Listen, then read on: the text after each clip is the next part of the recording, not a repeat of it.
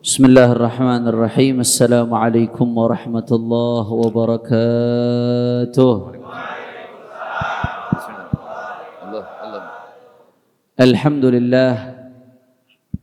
Alhamdulillahi rabbil alamin wa bihi nasta'in ala umurid dunya waddin.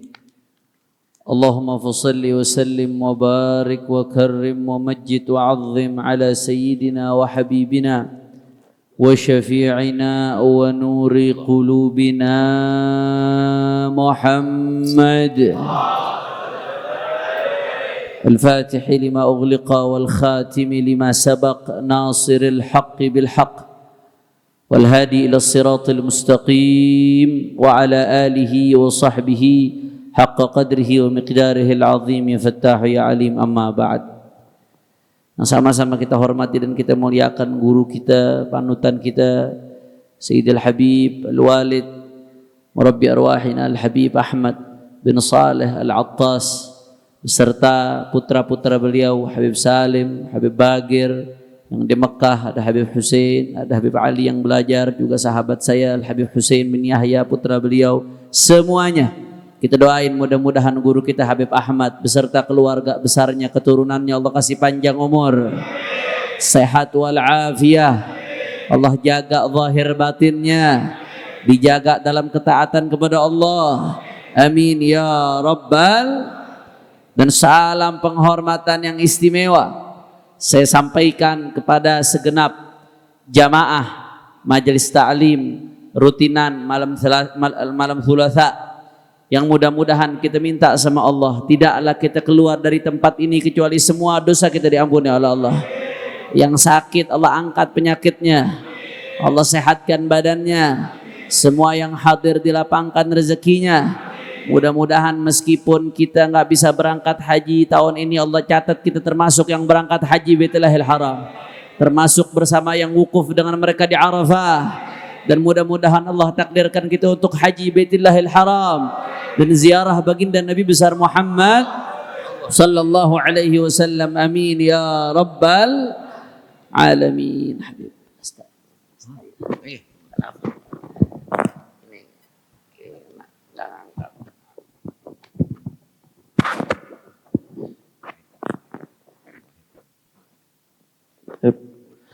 Bismillahirrahmanirrahim. Ahibba'il kiram, sebelum saya melanjutkan kajian kitab Fiqh Sirah An-Nabawiyah Syekh Muhammad Sa'id Ramadan Al-Buti, saya minta keridhaannya untuk sama-sama kita baca Fatihah untuk muallif al-marhum wal maghfur la syahidul mihrab al-allama Syekh Muhammad Sa'id Ramadan Al-Buti, ala anna Allah yaghfir lahu wa yarhamhu wa ya'li darajatihi fil jannah ويعيد علينا من بركاته وأسراره وأنواره في الدين والدنيا والآخرة بسر الفاتحة. أعوذ بالله من الشيطان الرجيم. بسم الله الرحمن الرحيم. الحمد لله رب العالمين الرحمن الرحيم مالك يوم الدين إياك نعبد وإياك نستعين اهدنا الصراط المستقيم صراط الذين أنعمت عليهم غير المغضوب عليهم ولا الضالين آمين. بسم الله الرحمن الرحيم. بدء الوحي. روى الإمام البخاري عن السيدة عائشة رضي الله عنها تصف كيفية بدء الوحي وتقول: أول ما بدأ به رسول الله صلى الله عليه وسلم الرؤيا الصالحة في النوم، فكان لا يرى رؤيا إلا جاءت مثل فلق الصبح، ثم حبب إليه الخلاء وكان يخلو بغار حراء فيتحنث فيه الليالي ذوات العدد قبل أن ينزع إلى أهله ويتزود لذلك، ثم يرجع صلى الله عليه وسلم إلى خديجة رضي الله عنها فيتزود لمثلها حتى جاءه الحق وهو في غار حراء، فجاءه الملك فقال له: اقرأ. قال: ما أنا بقارئ. قال: فأخذني فغطني حتى بلغ مني الجهد ثم أرسلني فقال: اقرأ. فقلت: ما أنا بقارئ. فأخذني فغطني الثالثة ثم أرسلني فقال: اقرأ باسم ربك الذي خلق خلق الإنسان من علق اقرأ وربك الأكرم الذي علم بالقلم علم الإنسان ما لم يعلم. فرجع بها رسول الله صلى الله عليه وسلم يرجف فؤاده فدخل على خديجة بنت خويلد رضي الله عنها فقال زملوني زملوني فزملوه حتى ذهب عنه الروع فقال لخديجة رضي الله عنها وأخبرها الخبر لقد خشيت على نفسي فقالت خديجة رضي الله عنها كلا والله لا يخزيك الله أبدا إنك لتصل الرحم وتحمل الكل وتكسب المعدوم وتقري الضيف وتعين على نوائب الحق فانطلقت به خديجة رضي الله عنها حتى أحاطت به ورقة بن نوفل ابن أسد بن عبد العزى وكان ابن عم خديجة وكان امرأ قد تنصر في الجاهلية إلى آخر ما قال. Alhamdulillah, kita melanjutkan kajian sejarah baginda Nabi besar Muhammad sallallahu alaihi wasallam yang diulas oleh Syekh Muhammad Sa'id Ramadan Al-Buti dalam kitabnya Fiqh Sirah An-Nabawiyah. Saat ini kita sudah sampai ke Bad'ul Wahyi, permulaan turunnya wahyu kepada baginda Nabi besar Muhammad sallallahu alaihi wasallam. Sebelumnya kurang lebih waktu saya baru keluar penjara di bulan Rajab, kita membahas tentang bagaimana Allah Subhanahu wa taala sebagai muqaddimah, permulaan sebelum Rasulullah sallallahu alaihi wasallam mendapatkan wahyu, hubbiba ilaihil khala. Rasulullah dibuat menjadi seseorang yang senang berkhalwat dengan Allah Subhanahu wa ta'ala. Nah, itu sebagai permulaan turunnya wahyu. Kemudian dilanjutkan ketika umur beliau 40 tahun alaihi salatu wassalam, Allah Subhanahu wa ta'ala menurunkan wahyu kepada baginda Nabi besar Muhammad sallallahu alaihi wasallam. Nah, di sini Al-Imam Al-Bukhari radhiyallahu taala anhu wa arda melalui hadis Sayyidatuna Aisyah radhiyallahu anha. Banyak hadis yang diriwayatkan oleh Sayyidatuna Aisyah radhiyallahu anha. Sampai ulama ahli hadis mengatakan Sayyidatuna Aisyah minal mukthirina fir riwayah. Termasuk sahabat yang banyak meriwayatkan hadisnya Rasulullah sallallahu alaihi wasallam. Makanya hikmahnya luar biasa. Ya, Rasulullah sallallahu alaihi wasallam menikah dengan Sayyidatuna Aisyah ketika umur beliau umur 6 tahun. Umur berapa? 6 tahun, tapi belum kumpul. Kumpulnya ketika Sayyidatuna Aisyah umurnya 9 tahun. Tapi 9 tahun dulu sama 9 tahun sekarang beda. 9 tahun dulu badannya sudah besar-besar. Makanya batas paling cepatnya perempuan baligh haid itu umur 9 tahun. Artinya 9 tahun itu pada saat itu khususnya perempuan itu sudah bisa haid, bahkan sudah bisa hamil dan lain sebagainya dan lain sebagainya. Jangan dibayangkan seperti 9 tahun sekarang, seperti orang-orang yang berusaha ingin mencoreng kemuliaan baginda Nabi besar Muhammad sallallahu alaihi wasallam seperti yang terjadi di India, menyerang pernikahan Rasulullah dengan Sayyidatuna Aisyah radhiyallahu anha. Makanya Rasulullah nikah, Sayyidatuna Aisyah berkumpul sama Rasulullah umur 9 tahun. Ketika Rasulullah sallallahu alaihi wasallam meninggal, Sayyidatuna Aisyah umurnya kurang lebih 18 tahun pada saat itu. Nah, di masa itu Rasulullah kumpul dengan Sayyidatuna Aisyah di Madinah. Di masa itu sangat banyak hadis-hadis yang diserap oleh Sayyidatuna Aisyah dari kekasihnya baginda Nabi besar Muhammad sallallahu alaihi wasallam. Lebih dari 2000 hadis. Makanya kata ulama, andai hikmahnya Rasulullah nikah dengan Sayyidatuna Aisyah radhiyallahu taala anha, diperintah Allah Subhanahu wa taala, di antaranya apa? Istri Rasulullah yang lain tua-tua. Orang kalau semakin tua tanpa mengurangi keagungan dan kebesaran mereka, hafalannya enggak sekuat yang muda ya ikhwan. Rasulullah nikah dengan Sayyidatuna Aisyah yang masih muda.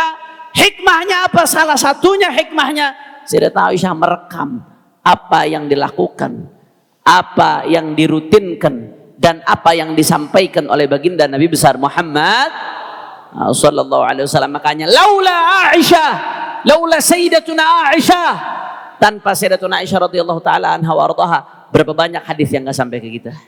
Kalau banyak hadis yang enggak sampai ke kita, berapa banyak hukum yang enggak kita ketahui, apalagi hukum-hukum yang berkaitan dengan rumah, hukum-hukum yang berkaitan dengan rutinitas kita, hukum-hukum yang berkaitan dengan rumah tangga. bahkan berbagai hukum yang berkaitan dengan ibadat, bahkan yang berkaitan dengan wahyu, yang mana wahyu ini merupakan pondasi keimanan kita kepada baginda Nabi besar Muhammad sallallahu alaihi wasallam. Hadisnya yang meriwayatkan Sayyidatuna Aisyah radhiyallahu taala anha wa ardhaha.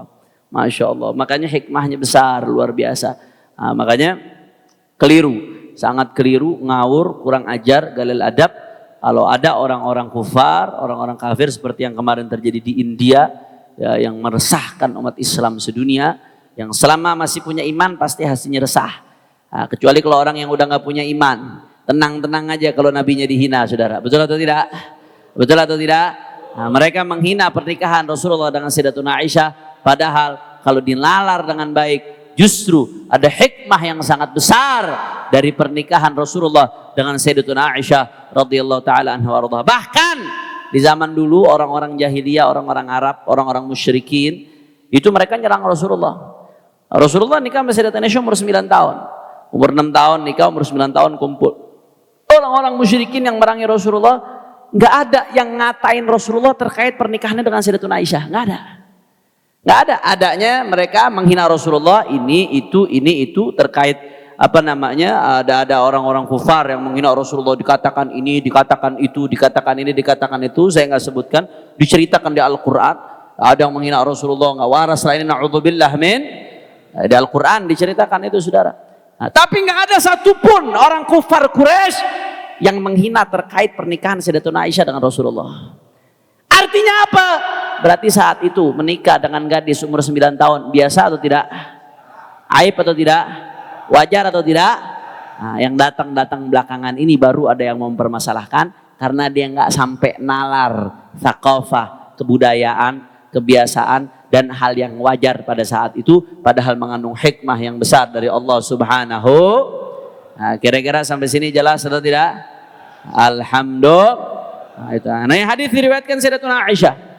Hadis diriwayatkan Sayyidatuna Aisyah radhiyallahu taala anha wa ardhaha. Hadis panjang di permulaan kitab Sahihul Bukhari. Kita kalau ngaji Bukhari, hadis pertama permulaan tentang ini nih. Ya ikhwan. Ini hadis permulaan kitab Sahihul Bukhari. Apa hikmahnya kok ditaruh di awal? Nanti kita akan bahas.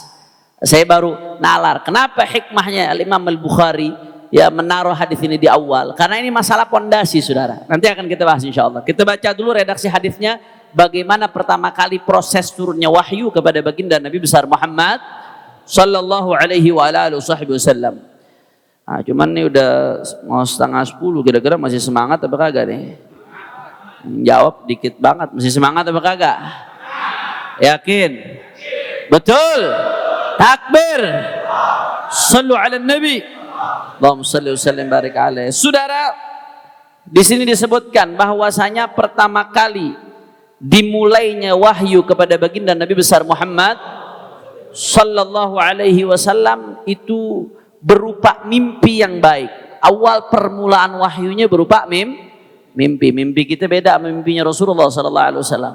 Mimpinya Rasulullah dan para nabi bisa menjadi berupa wahyu. Kalau mimpi kita tergantung. Kalau mimpinya mimpi ngelihat baginda Nabi Muhammad sallallahu alaihi wasallam, maka Nabi yang mengatakan setan nggak akan bisa nyerupain Rasulullah. Pasti benar, faqad ra'ani haqqan. Tapi kalau mimpi selain baginda Nabi besar Muhammad sallallahu alaihi wasallam, dalam hadis dijelaskan oleh Nabi sallallahu alaihi wasallam tergantung orangnya. Kalau orangnya jujur, istiqomah, biasanya jujur menjaga omongannya, kebanyakan mimpinya tepat.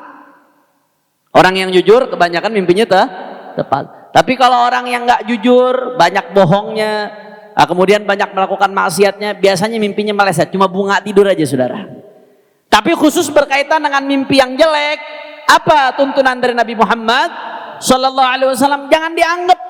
Kalau ada mimpi jelek, jangan dianggap, jangan dibawa pusing, jangan bikin kita dihantui dengan mimpi kita lah. Kata Nabi, itu minasyaitan, itu dari syaitan. Kalau kamu mimpi jelek, ketika bangun meludah ke sebelah kiri 3 kali, bukan meludah benar-benar ngeluarin semuanya, cuma apa sih istilahnya? Cuma tuh. Gitu aja tuh. 3 kali, kemudian fasta'idz billah, minta perlindungan dari Allah Subhanahu. Kira-kira jelas atau tidak?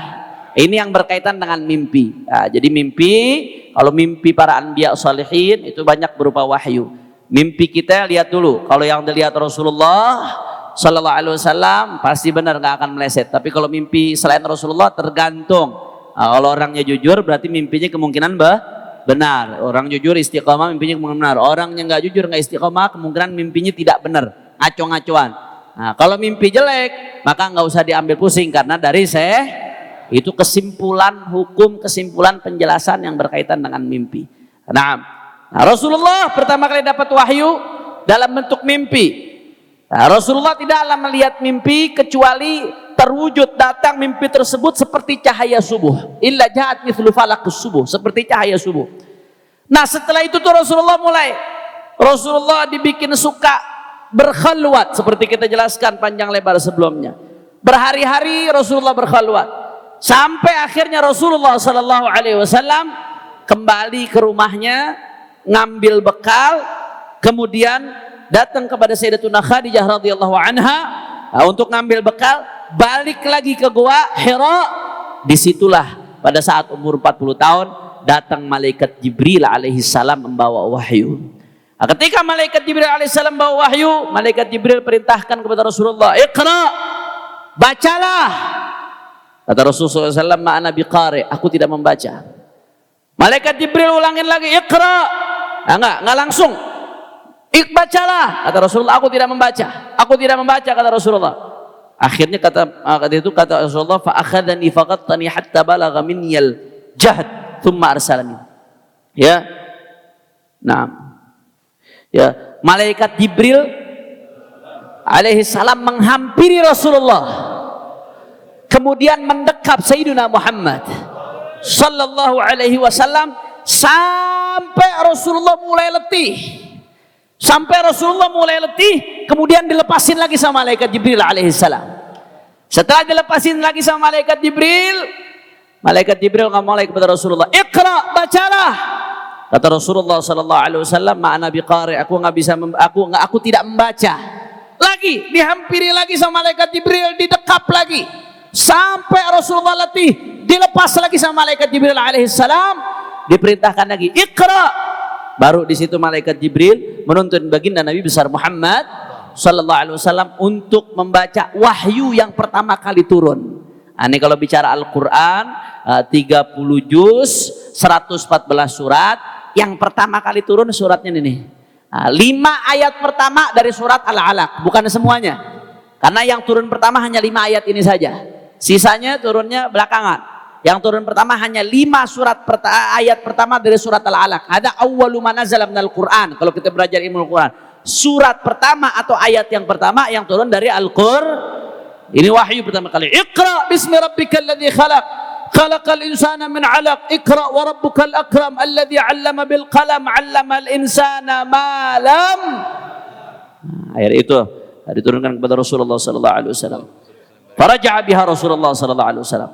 Akhirnya Rasulullah pulang dari Gua Hira membawa 5 ayat tersebut. Dalam keadaan apa? Ini nih nanti yang akan kita garis bawahi. Yarjufu fuadu. Rasulullah dan jantungnya berdebar-debar, saudara. Rasulullah dalam keadaan ketakutan. Jantungnya berdebar-debar. Nanti akan bertanya-tanya, kok Rasulullah kenapa dalam keadaan ketakutan? Nanti hikmahnya akan dijelaskan, saudara. Ada hikmah luar biasa yang Allah subhanahu wa ta'ala titipkan dari kejadian ini. Rasulullah pulang dalam keadaan jantungnya berdebar-debar, dalam keadaan ketakutan. Sampai Rasulullah sallallahu alaihi wasallam datang kepada Sayyidatuna Khadijah alaihissalam radhiyallahu anha. Kata Rasulullah, zammiluni, selimuti aku. Akhirnya Sayyidatuna Khadijah menyelimuti baginda Nabi besar Muhammad sallallahu alaihi wasallam sampai rasa takut itu hilang dari Rasulullah sallallahu alaihi wasallam. Rasa gelisah, rasa takut, rasa khawatir hilang dari Rasulullah. Kemudian Rasulullah mengatakan kepada Sayyidatuna Khadijah, "Laqad khasyitu ala nafsi." Aku tadi khawatir terhadap diriku. Sama ulama dijelasin, maksudnya khawatir, jangan-jangan tadi saya kedatangan jin. Maksudnya khawatir itu, jangan-jangan tadi saya kedatangan jin. Jangan-jangan tadi saya digoda oleh jin. Aku khawatir terhadap diriku, kata Rasulullah SAW. Rasulullah dalam keadaan khawatir luar biasa saat itu. Kata Sayyidah Khadijah, "La wallah, demi Allah, la yukhzikallah abada." Allah nggak akan membiarkanmu, nggak akan menghinakanmu sama sekali. Kenapa? Sayyidatuna Khadijah menyebutkan kemuliaan Rasulullah sallallahu alaihi wasallam sebelum diutus menjadi nabi. Innaka latasilur rahim, kamu ini menyambung silaturahmi. Kamu memikul daripada beban. Kamu memikul bebannya orang. Kamu memberikan orang yang tidak punya. Kamu memuliakan tamu. Kamu membela pihak-pihak yang benar. Allah nggak akan menghinakanmu. Allah tidak akan merendahkanmu. Kamu orang baik.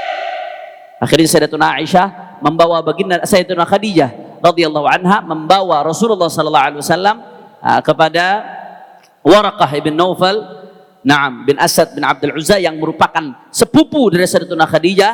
Waraqah bin Naufal ini di masa jahiliyah beliau memegang agama Nasrani.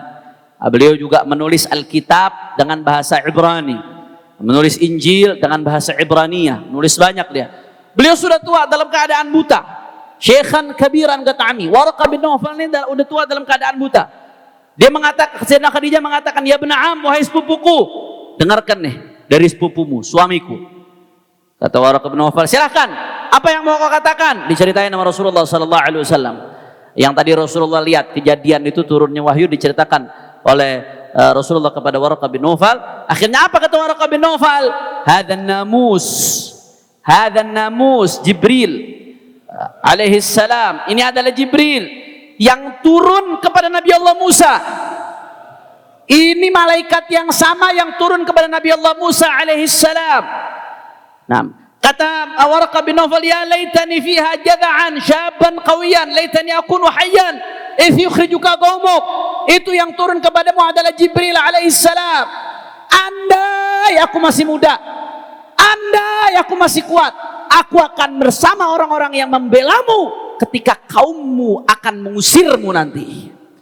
Jadi Rasulullah baru diutus 13 tahun sebelum Rasulullah hijrah. Itu Waraqah bin Naufal udah ngasih tahu nanti Rasulullah bakal diusir dari Madinah. Kaumnya bakal mengusir Rasulullah sallallahu alaihi wasallam. Rasulullah heran ya, saking dari Makkah, dari Makkah. Nah, Rasulullah saking cintanya kepada Makkah, sebagian ulama mengatakan ini dalil cinta kepada tanah air. Rasulullah saking cintanya kepada Makkah, Rasulullah mengatakan heran, awa mukhrijiyahum, mereka akan mengeluarkanku. Kata Rasulullah kepada Waraqah bin Naufal, qala na'am ya, lam ya'ti rajulun qattu bimithli ma ji'ta bihi illa 'udi wa in yudrikuni yawmuk ansuruka nasran mu'azzara thumma lam yalbath Waraqah an tufiya wa fatara al-wahyu. Kata Waraqah bin Naufal, ya, setiap yang datang membawa apa yang engkau bawa, artinya membawa wahyu, melawan kesyirikan, menegakkan tauhid kepada Allah Subhanahu wa taala, membawa kebenaran, memberantas kezaliman. Setiap yang bawa apa yang kau bawa, udi, pasti dimusuhin, saudara. Masya Allah.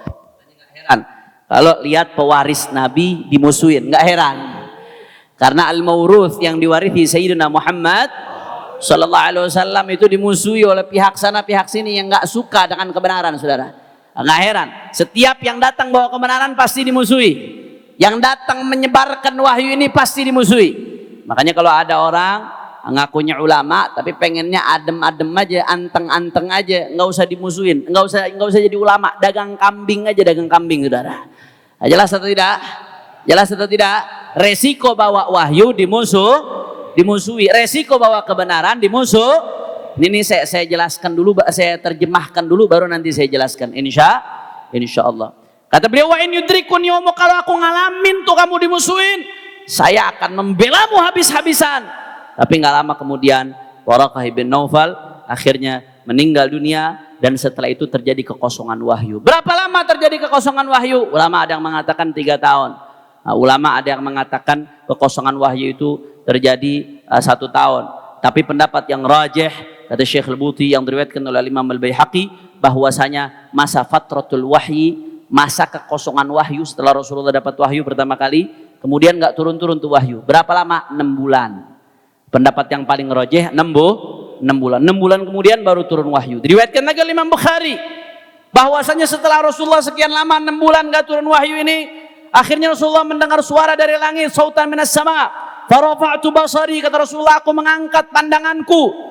Fa idzal malak ja'ani bi Hira, malak alladhi ja'ani bi Hira jalisun ala kursiyin bainas sama'i wal ard, faru'ibtu minhu.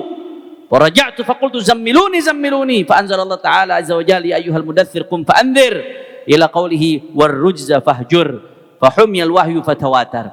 Rasulullah ketika lagi jalan, Rasulullah mendengar suara dari langit. Rasulullah angkat pandangannya, ternyata malaikat yang waktu itu datang di Gua Hira datang lagi saat itu, saudara, dengan surahnya yang asli. Karena surahnya malaikat Jibril itu yang asli besar. Kita nggak tahu besarnya, wallahu a'lam, besar luar biasa. Datang lagi pada saat itu, duduk di kursi bainas sama wal ard, duduk di atas kursi, kursinya gedenya antara langit dan bumi, saudara. Malaikat Jibril. Kata Nabi, faru'ibtu minhu, aku takut melihat itu. Aku takut, kata Rasulullah, melihat itu. Gemetar, takut Rasulullah. Faraja'tu, akhirnya Rasulullah kembali ke rumahnya. Setelah Rasulullah kembali ke rumahnya, Rasulullah minta diselimutin. Turunlah firman Allah Ta'ala, ya ayyuhal muddaththir qum fa'anzir ila qawlihi ta'ala warrujza fahjur. Kemudian setelah itu wahyu baru turun secara berkesinambungan. Alhamdulillah. Nah, ini saya terjemahkan kejadian sirahnya dulu, kejadian sejarahnya dulu. Saya terjemahkan dari satu persatu supaya kita paham. Beginilah proses turunnya wahyu. Timbul tanda tanya, Habib, kenapa kok ketika turun wahyu Rasul Shallallahu Alaihi Wasallam tidak dalam keadaan lagi tenang, nyaman, kemudian turun wahyu, Rasulullah senyum, Sallallahu Alaihi Wasallam, kemudian Rasulullah sampaikan tanpa rasa takut. Kenapa kok prosesnya begitu?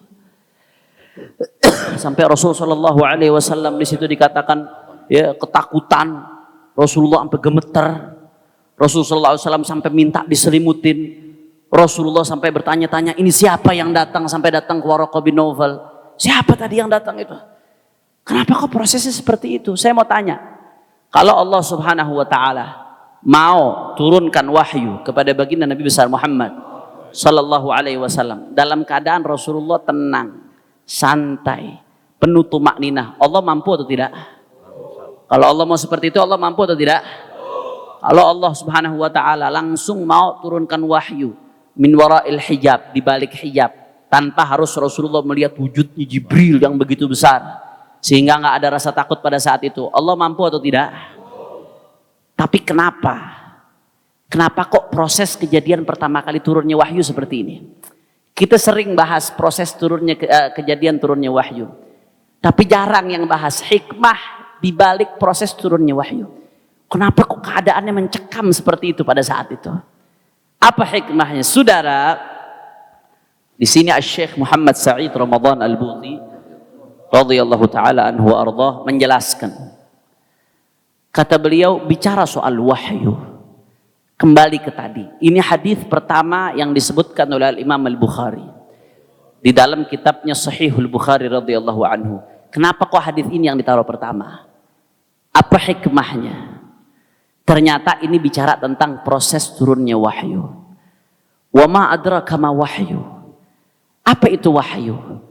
Wahyu itu yang membedakan sesuatu yang datangnya dari pikiran manusia, dari hasil renungan manusia, dari hasil belajar manusia, dengan sesuatu yang datang murni dari Allah Subhanahu wa Ta'ala.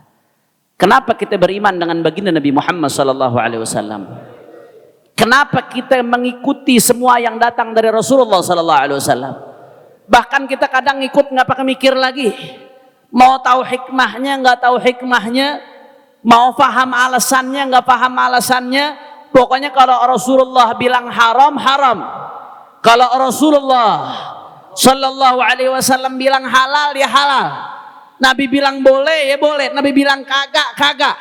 Kenapa kita sampai segitu ngikutnya kepada baginda Nabi Muhammad Sallallahu Alaihi Wasallam? Saudara, tidak lain dan tidak bukan karena kita yakin, iman, i'tiqad sepenuhnya bahwasanya yang Rasulullah bawa, yang Rasulullah sampaikan, yang Rasulullah lakukan, yang Rasulullah tetapkan, yang Rasulullah halalkan, yang Rasulullah haramkan tidak datang dari pemikirannya, tidak datang dari renungannya, tidak datang dari belajar, tapi datangnya dari Allah Subhanahu. Itu yang akhirnya kita pasrah kepada Rasulullah. Ada mahwal fasil. Apa yang membedakan Rasulullah dengan lainnya? Wahyu, saudara. Sehingga kita mutlak tunduk patuh sepenuhnya kepada Rasulullah. Sampai sini jelas atau tidak? Kalau begitu urusan wahyu di dalam Islam urgen atau tidak? Urgen atau tidak? Mendasar atau tidak? Mendasar. Makanya kata Syekh Buti, makanya yang pertama dilakukan oleh orang liberal, yang pertama dilakukan oleh orang musyrikin, yang pertama dilakukan oleh kaum orientalis, yang pertama dilakukan oleh musuh-musuh Islam adalah membuat kita ragu dalam urusan wahyu, saudara. Karena ini dasar. Kalau kau sudah iman kepada Rasulullah, kau yakin Rasulullah mendapatkan wahyu dari Allah, kau tunduk segalanya. Kau mendengar dari Rasulullah bahwasanya riba itu haram, kau akan tinggalkan. Kau mendengar dari Rasulullah SAW bahwasanya khamr itu haram, kau akan tinggalkan. Kau mendengar zina itu haram, kau akan tinggalkan. Kenapa? Karena dari Allah. Tapi begitu bab ini dibikin ragu, dibikin kita goyang, bab ini dibikin kita tidak yakin, hancur semuanya, saudara. Semua perintahnya kita kesampingkan. Semua larangannya kita terjang. Kenapa? Karena bagi orang yang meyakini demikian, baginya ini hanya perkataan manusia biasa, saudara. Bukan berasal dari Allah Subhanahu wa taala. Na'udzubillah min. Makanya kata Syekh Muhammad Said Ramadan Al-Buti, selain mukjizat yang merupakan bukti kebenaran wahyu, sebelum mukjizat, andai kata nggak ada mukjizat pun, andai kata, saudara, andai kata nggak ada mukjizat yang lain, andai kata hanya ini saja, saudara, maka apa yang terjadi ini sudah menjadi hikmah Allah Ta'ala untuk menutup celah sedikit mungkin bagi musuh-musuh Allah untuk membuat ragu di dalam urusan wahyu. Karena mereka ada yang menyebarkan, oh itu yang disampaikan oleh baginda Nabi Muhammad SAW itu hasil renungannya. Ada yang bikin ragu seperti itu hasil renungannya, itu hasil imajinasinya. Itu dari manusia. Itu hasil belajarnya dari Buhairah. Dulu kan Rasulullah waktu masih muda bertemu dengan Buhairah Ar-Rahib, pendeta Buhairah, yang diberikan kabar gembira bahwasanya ini akan diutus nanti sebagai kekasihnya Allah Subhanahu wa taala. Ada yang bikin itu jadi celah, oh dia belajar sama Buhairah. Jadi bukan dari Allah, belajar dari Buhairah itu. Itu hasil imajinasinya.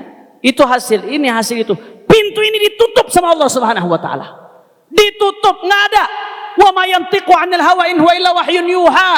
Semua yang disebutkan oleh Rasulullah, semua yang datang dari Rasulullah, semua datangnya dari Allah Subhanahu. Bagaimana cara nutupnya? Dari proses turunnya wahyu, saudara. Dari proses turunnya wahyu. Tadi diceritakan bagaimana baginda Nabi Muhammad SAW ketakutan. Bagaimana Rasulullah jantungnya berdebar. Bagaimana Rasulullah SAW sampai mempertanyakan ini yang datang apa kepada Waraqah bin Naufal. Sampai Rasulullah takut ini jin, takut. Bagaimana Rasulullah SAW ketakutan ketika melihat rupanya malaikat Jibril alaihissalam ketika duduk di kursi. Ini semua menunjukkan bahwasanya ini bukan hasil pemikiran Rasulullah. Ini bukan hasil renungannya Rasulullah Sallallahu Alaihi Wasallam. Ini bukan hasil imajinasinya Rasulullah. Karena orang kalau merenung, saya mau tanya, orang kalau merenung itu tenang atau malah ketakutan? Tenang. Kalau orang kalau lagi mikir, dia butuh ketenangan atau rasa takut? Tenang atau dalam keadaan deg-degan berdebar-debar, khawatir? Dalam keadaan tenang atau dalam keadaan kebingungan? Tenang. Andai kata wahyu itu hasil pemikiran Rasulullah SAW, maka Rasulullah SAW akan mengucapkan itu dalam keadaan tenang. Andai kata, kalau andai kata berarti tidak terjadi. Tapi Rasulullah dalam keadaan ketakutan saat itu. Sampai minta diselimutin, sampai Rasulullah nanyakan ini yang terjadi apa. Ternyata itu cara pembelaan Allah buat baginda Nabi Muhammad. Ditutup tuh celah. Allah bakal tahu nanti akan datang itu orientalis akan datang musuh-musuh Allah yang menebarkan syubhat ke umat Islam. Itu bukan wahyu, itu pemikiran. Bohong kau, dusta kau. Kalau itu pemikiran, nggak mungkin Rasulullah nerimanya dalam keadaan seperti itu, saudara.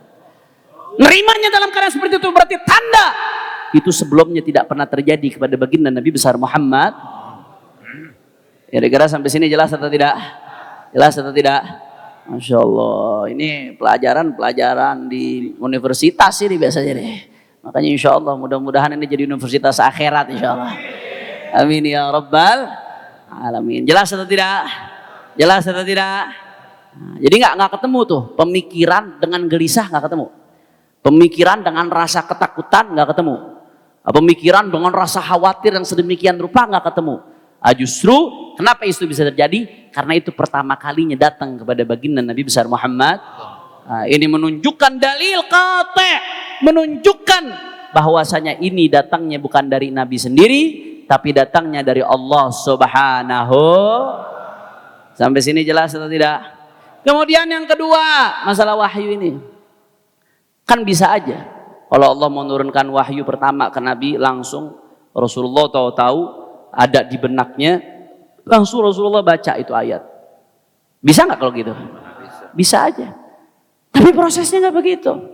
Malaikat Jibril datang, Iqra ma'ana biqari, Iqra ma'ana biqari, Iqra ma'ana biqari, Iqra, baru Iqra bismi rabbikal ladzi khalaq, khalaqal insana min 'alaq. Diperintahkan baca. Rasulullah diam. Aku nggak baca. Baru terakhir Rasulullah ngikutin bacaannya malaikat Jibril alaihissalam. Artinya apa? Saya mau tanya, berarti ini datangnya dari Rasulullah sendiri atau melalui malaikat Jibril? Kalau melalui malaikat Jibril, berarti datangnya dari siapa?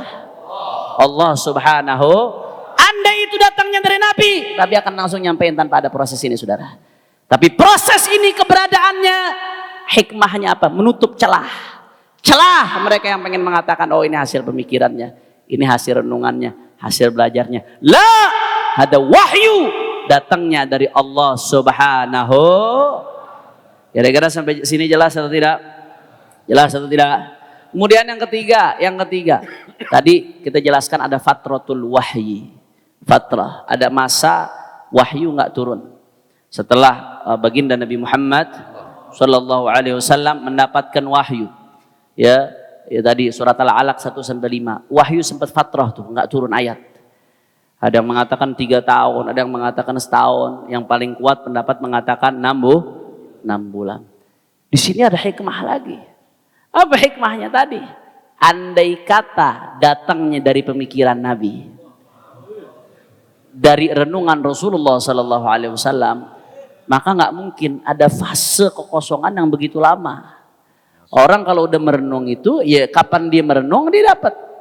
Kapan dia merenung, ya dia menghasilkan. Waktunya ya dia yang tentukan. Kapan dia merenung, kapan dia mau berpikir, kapan dia mau belajar. Tapi ini bukan urusan itu, ini wahyu. Allah yang menentukan. Saat ini aku turunkan. Saat ini aku stop dulu. Kemudian aku turunkan lagi. Berarti datangnya bukan diri Nabi, tapi datangnya dari Allah Subhanahu. Kira-kira jelas atau tidak? Paham atau tidak? Maka ini pelajaran penting. Kadang-kadang kita sering dengar, nah, ini masalah permulaan wahyu ini salah satu masalah pemikiran yang sering dibahas oleh orang-orang orientalis, orang-orang liberal, karena ini berkaitan dengan pondasi agama. Soal percaya iman kepada wahyu kita goyang, yang lainnya habis. Tapi kalau iman kita masalah wahyu ini kokoh, maka insya Allah yang lainnya ikut baik, saudara. Nah, makanya di sini digoyang sama dia, di sini digoncang. Karena kalau udah ragu terhadap wahyu, berarti ragu terhadap kenabian Rasulullah SAW. Ragu terhadap kenabian Rasulullah, na'udzubillah min dzalik, maka akan ragu terhadap semuanya, tauhidnya, syariatnya, akhlaknya, na'udzubillah min. Mudah-mudahan Allah hidupkan dan matikan kita dalam iman, hidup dan matikan kita dalam Islam. Amin ya Rabbal Alamin. Kemudian saudara, kemudian berikutnya kata Syekh Muhammad Sa'id Ramadhan Al-Buti, ya, kemudian timbul pertanyaan, ya, dari apa yang dijelaskan tadi, kejadian tadi itu hikmahnya menjadi bantahan menutup celah siapapun untuk meragukan wahyu ini datangnya dari Allah Subhanahu wa ta'ala. Kemudian timbul pertanyaan, loh kalau memang wahyu itu datang melalui malaikat, kenapa nggak ada satupun yang melihat? Kenapa yang melihat hanya baginda Nabi besar Muhammad Sallallahu Alaihi Wasallam? Berarti kan kalau nggak ada yang ngelihat berarti nggak ada. Kalau nggak ada yang ngelihat berarti tidak Ini logika yang keliru dan sesat menyesatkan. Ini perlu diluruskan. Tidak semua yang tidak terlihat itu tidak ada. Berapa banyak hal yang terlihat akan tidak terlihat tapi ada. Bahkan penglihatan pun tingkatannya beda-beda. Kata Syekh Buti dikasih contoh sederhana. Contoh sederhana.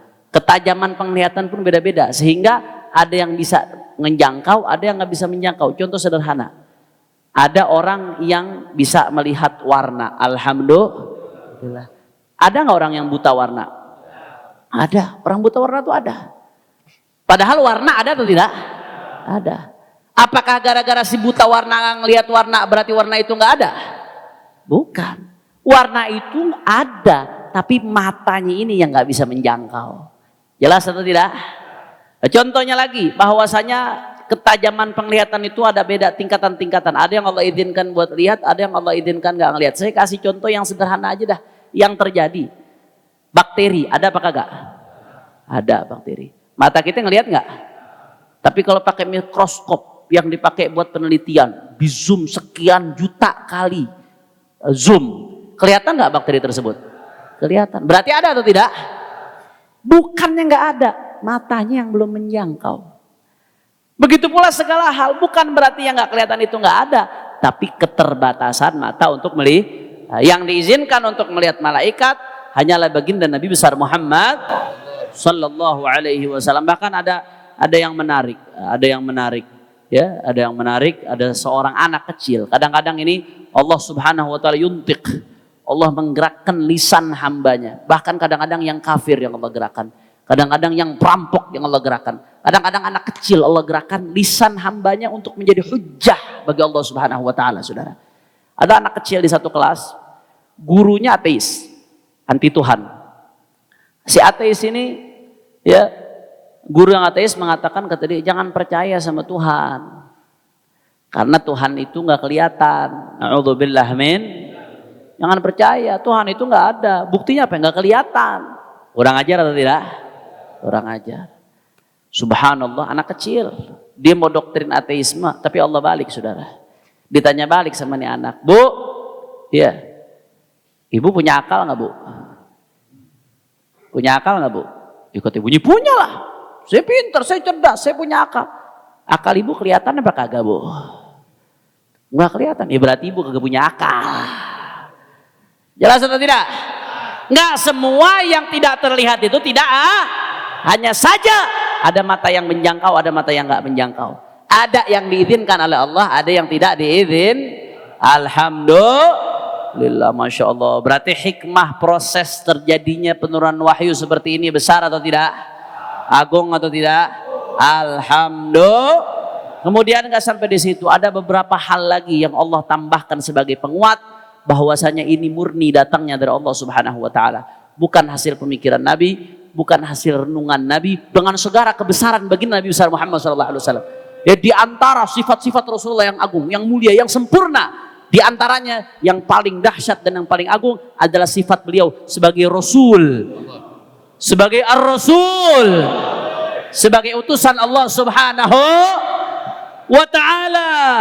Saudara, di antara itu semua, saudara, yang menguatkan lagi bahwasanya ini datangnya dari Allah Subhanahu wa taala, sampai redaksinya datangnya dari Allah Subhanahu wa taala. Karena yang membedakan hadis dengan Al-Qur'an apa? Al-Qur'an itu wahyu itu ada dua, ada wahyu matlu, ada wahyu ghairu matlu. Wahyu yang ditilawahkan yaitu Al-Qur'an, ada wahyu yang ghairu matlu, yang tidak ditilawahkan yaitu hadisnya baginda Nabi besar Muhammad. Hadis baginda Nabi itu juga wahyu, karena Rasulullah la yantiqu anil hawa. Rasulullah itu nggak berbicara dari hawa nafsu, tapi berbicara dari wahyunya Allah Subhanahu. Hanya saja apa yang membedakan hadis dengan Al-Quran? Kalau Al-Quran makna dan lafadznya semuanya dari Allah Subhanahu wa taala. Qara'a kama unzil. Rasulullah tuh baca sebagaimana diturunkan udah. Maknanya, lafadznya tidak ada yang berubah satupun, turun dari Allah Subhanahu wa taala. Sedangkan hadis maknanya dari Allah, tapi lafadznya, redaksinya dari baginda Nabi besar Muhammad. Mulia juga, bukan berarti nggak mulia, cuman beda, ada hukum-hukum yang berbeda nantinya, saudara. Kira-kira jelas atau tidak? Makanya boleh meriwayatkan hadis bil makna. Hadis orang kalau nggak hafal, banyak ulama hadis yang ketika nggak hafal, dia banyak meriwayatkan hadis bil makna. Contoh seperti Maulid Ad-Daibai. Maulid Ad-Daibai kadang ada orang yang salah paham, kurang ajar sama Al-Imam Abdurrahman Ad-Daibai. Men anta men Imam Abdurrahman Ad-Daibai. Siapa ente baru belajar hadis kucruk-kucruk mau nyalahin Al-Imam Abdurrahman Ad-Daibai? Beliau seorang hafid, seorang ulama. Ada beberapa kisah yang diriwayatkan oleh Imam Abdurrahman Ad-Daibai di Maulid Ad-Daibai yang katanya kita cari-cari di sumber hadis kagak ada. Bukan nggak ada, entenya yang kebanyakan makan mecin. Bukan nggak ada. Beliau ulama hadis, ahli hadis. Ada kisah-kisah yang diriwayatkan bil makna. Diriwayatkan dengan makna. Ente belum ketemu sumbernya. Kira-kira jelas atau tidak? Kenapa boleh? Nah, kenapa boleh hadis diriwayatkan dengan makna? Karena bukan Al-Quran. Al-Quran itu lafadz dan maknanya turun dari Allah. Makanya nggak boleh meriwayatkan Al-Quran dengan makna. Termasuk terjemahan Quran. Ulama itu mengharamkan Al-Quran secara spesifik diterjemahkan haram. Al-Quran diterjemahkan haram. Terus yang ada itu apa, Beb? Itu bukan terjemahan Quran, terjemahan tafsir Al-Quran. Tafsir yang singkat, yang ringkas diterjemahkan. Kalau Quran secara redaksi, ini Al-Quran versi bahasa Indonesia haram, nggak ada, saudara. Beda dengan kitab Bible misalkan. Bible itu ada versi bahasa-bahasa. Silakan Anda lihat. Ada versi bahasa Indonesia, ada versi berbagai bahasa. Al-Quran enggak. Al-Quran hanya satu dengan bahasa terjemahannya apa, Beb? Terjemahannya itu bukan Al-Quran. Aslinya terjemahan tafsir Al-Quran. Jelas atau tidak? Karena bahasa manapun nggak akan bisa mewakili redaksi Al-Quran, saudara, nggak bisa. Hadis bisa diterjemahkan dengan makna, tapi nggak bisa sembarangan. Nggak boleh sembarangan orang menerjemahkan hadis dengan makna. Maksudnya meriwayatkan hadis dengan makna. Nggak bisa sembarangan. Harus betul-betul orang yang paham substansinya dan paham bahasa dengan baik sehingga makna yang diriwayatkan nggak merubah sedikit pun dari makna hadis yang ada, saudara. Jelas atau tidak? Nah, salah satu yang menguatkan bahwasanya Al-Quran ini dari Allah Subhanahu wa taala, ya. Apa salah satu yang menguatkan? Di awal-awal nubuwah Rasulullah sallallahu alaihi wasallam melarang pencatatan hadis. Rasulullah melarang di awal-awal, walaupun nanti dinasakh. Nanti di akhir-akhir Rasulullah memerintahkan. Tapi di awal-awal Rasulullah melarang pencatatan hadis. Yang dicatat di tulang-tulang, di kulit-kulit, yang dicatat di berbagai tempat adalah Al-Quran. Kenapa?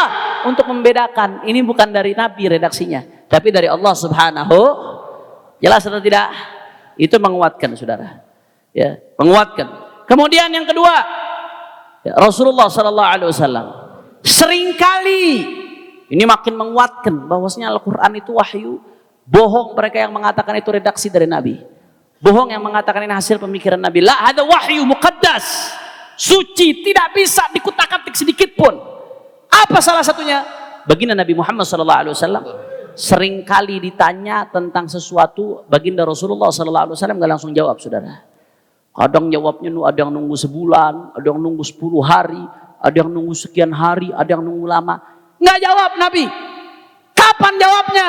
Sampai Allah turunkan wahyu. Makanya di Al-Quran, Abu Yasin Muhammad bin Ali al-Maliki radhiyallahu anhu dalam kitabnya Ulumul Quran itu membedakan. Ada dua. Ayat Quran ini ada qismun nazala ibtidaan, ada qismun nazala aqibah sababi su'alin au nazilatin. Sababin berupa soal au nazilah. Ada ayat Quran yang emang turun begitu aja tanpa ada pertanyaan, tanpa ada kejadian. Yang emang Allah pengen turunin aja udah. Ada ayat Quran yang turunnya karena ada pertanyaan dari sahabat radhiyallahu anhum. Atau ada kejadian di antara sahabat yang butuh penjelasan hukum. Ada. Nah, kejadian ini, pertanyaan ini disebut sababun nuzul. Disebut apa? sababun nuzul atau dikenal asbabun nuzul, sebab-sebab turunnya ayat Al-Qur'an. Di antaranya pertanyaan, banyak pertanyaan-pertanyaan sahabat kepada baginda Nabi besar Muhammad sallallahu alaihi wasallam. Nabi nggak langsung jawab, Nabi diemin banyak. Sampai Allah turunkan wahyu, baru Rasulullah jawab. Artinya apa? Ini bukan dari pemikiran Rasulullah sallallahu alaihi wasallam. Ini bukan dari renungannya Rasulullah sallallahu alaihi wasallam, tapi ini datangnya dari Allah Subhanahu. Kira-kira jelas atau tidak? Yang berikutnya, yang ketiga, yang makin menguatkan bahwasanya wahyu ini turunnya dari Allah Subhanahu wa taala, sama sekali tidak ada andil pemikiran, sama sekali. Tidak ada andil pendidikan, wala pemikiran, wala bacaan, wala apapun. Karena Rasulullah sallallahu alaihi wasallam ummian. Rasulullah itu kagak bisa baca. Ummi. Walaupun ada ulama yang punya penafsiran-penafsiran lain tentang makna ummi, tapi yang paling kuat penafsiran di kalangan ahlus sunnah wal jamaah, ummi itu artinya kagak bisa baca. Kagak bisa baca. Kalau selain Rasulullah sallallahu alaihi wasallam, saya mau tanya, kalau manusia biasa selain Rasulullah nggak bisa baca, kekurangan atau bukan? Kekurangan. Tapi tidak pada baginda Rasulullah sallallahu alaihi wasallam. Tidak bisa bacanya Rasulullah sallallahu alaihi wasallam justru kelebihan buat Rasulullah. Loh, kenapa kok bisa dinyatakan kelebihan, Beb? Karena nggak ada yang lebih berharga dari wahyu, saudara. Sedangkan Rasulullah adalah tempat menerima wahyu. Kalau Rasulullah bisa baca, akan jadi celah buat musuh. Ini hasil bacaannya dia. Ada cerita-cerita dalam Al-Quran, cerita tentang Nabi Allah Musa alaihissalam, kejadian yang udah lama. Cerita tentang Nabi Allah Ibrahim alaihissalam, cerita tentang Nabi Allah Nuh alaihissalam. Kalau Rasulullah bisa baca, ada yang bilang, oh Rasulullah baca di kitab-kitab terdahulu. Rasulullah baca. Rasulullah, kalau Rasulullah belajar, Rasulullah belajar. La. Rasulullah ummi. Rasulullah nggak bisa baca. Tapi tidak bisa bacanya itu adalah kelebihan buat Rasulullah. Kenapa? Karena menutup pintu untuk siapapun mengatakan bahwasanya yang Rasulullah sampaikan adalah hasil bacaan, saudara. La hasya wa kalla. Yang Rasulullah sampaikan bukan hasil bacaan. Yang saya sampaikan hasil bacaan saya. Yang guru kita sampaikan hasil belajar dan hasil bacaan. Tapi yang Rasulullah sampaikan bukan hasil belajar, bukan hasil bacaan. Karena Rasulullah tidak bisa baca. Rasulullah ummi, tapi murni datangnya dari Allah Subhanahu. Kira-kira jelas atau tidak? Berarti Rasulullah tidak bisa bacanya Rasulullah. Umminya Rasulullah, kelebihan atau bukan? Keistimewaan atau bukan? Aib atau bukan? Sallu ala Nabi. Yang terakhir, yang keempat, yang menguatkan bahwasanya itu wahyu itu betul-betul datang dari Allah Subhanahu wa taala, bukan dari Rasulullah sallallahu alaihi wasallam, bukan hasil pemikiran, hasil bacaan, hasil kajian. Yang terakhir, yang keempat, apa saudara? Bahwasanya Rasulullah sallallahu alaihi wasallam seumur hidupnya tidak pernah bohong. Kalau Rasulullah sallallahu alaihi wasallam seumur hidupnya tidak pernah bohong, maka nggak mungkin saat itu Rasulullah bohong, saudara. Satu Mekah tahu Rasulullah adalah Al-Amin. Sallu ala Nabi. Satu Mekah tahu Rasulullah itu adalah Al-Amin. Nah, maka sudah teruji Rasulullah tidak pernah bohong sedikit pun. Termasuk ekspresi Rasulullah. Saat Rasulullah ketakutan melihat malaikat Jibril. Saat Rasulullah SAW gemetar dan minta diselimuti. Saat jantung Rasulullah SAW berdebar. Saat Rasulullah mempertanyakan siapa yang datang. Termasuk ekspresi itu adalah ekspresi yang jujur. Tidak dibuat-buat, tidak dikarang-karang, bukan acting, ekspresi yang jujur. Karena seumur hidupnya satu kali pun Sayyidina Muhammad sallallahu alaihi wasallam tidak pernah bohong. Alhamdulillah. Kira-kira sampai sini jelas atau tidak? Jelas atau tidak? Makanya ini semakin menguatkan bahwasanya apapun yang datang dari Rasulullah, khususnya Al-Quran, bukan datang dari pemikirannya, bukan datang dari kajiannya, bukan datang dari bacaannya, bukan datang dari belajarnya kepada seseorang, bukan datang dari hasil didikan orang tua, tapi semuanya datang dari Allah Subhanahu. Makanya taslim, kita taslim kepada Rasulullah, sepenuhnya kita serahin ke Rasulullah. Rasulullah bilang A, B, B, C, C. Rasulullah bilang boleh, boleh. Rasulullah bilang nggak boleh, nggak boleh. Rasulullah bilang iya, iya. Rasulullah bilang tidak, tidak. Rasulullah bilang halal, halal. Rasulullah bilang haram, haram. Rasulullah bilang bagus, bagus. Rasulullah bilang jelek, jelek. Karena kita nggak akan bisa selamat kecuali kalau ada di belakang punggungnya baginda Nabi Muhammad Sallallahu Alaihi Wasallam. Ini yang saya sampaikan pada kesempatan kali ini. Mudah-mudahan ini tertanam di hati sanubari kita.